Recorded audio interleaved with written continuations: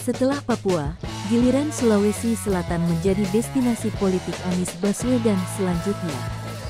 Bakal calon presiden dari Partai Nasdem itu telah tiba di Makassar, Sabtu tanggal 10 Desember tahun 2022 pagi.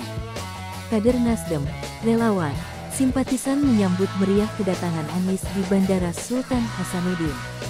Mengenakan songkok reka khas Bugis Makassar, kemeja biru dan rompi bertuliskan untuk Indonesia, Anies langsung berorasi di depan ratusan pendukungnya.